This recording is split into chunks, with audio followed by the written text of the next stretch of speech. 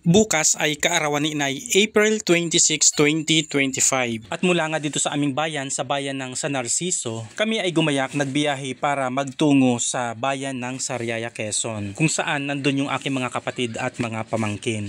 Doon namin ipagdiriwang ang kaarawan ni Inay. At nandito na nga kami sa bahagi ng Padre Burgos, Quezon. Napakabanayad, napakaganda, napakabilis ng nasakyan namin na van. Madali din lang kaming nakarating dito sa lungsod ng Lucena, sapagkat iba't iba nga yung patutunguhan ng bawat pasahero, kung kaya't dumaan muna kami dito sa Grand Terminal para maghatid ng isang pasahero. At talaga namang napakaganda ng Grand Terminal ng Lucena City.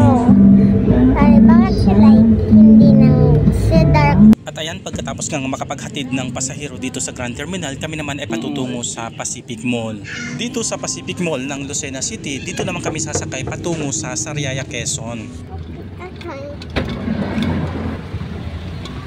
At nandito na nga kami sa Terminal Lanji para sumakay papuntang Sariaya. At itong si KD ay excited talaga na makarating na sa Sariaya. Abangan ang mga susunod pang gala, mga kwento at pagdiriwang ng kaarawan ni Inay.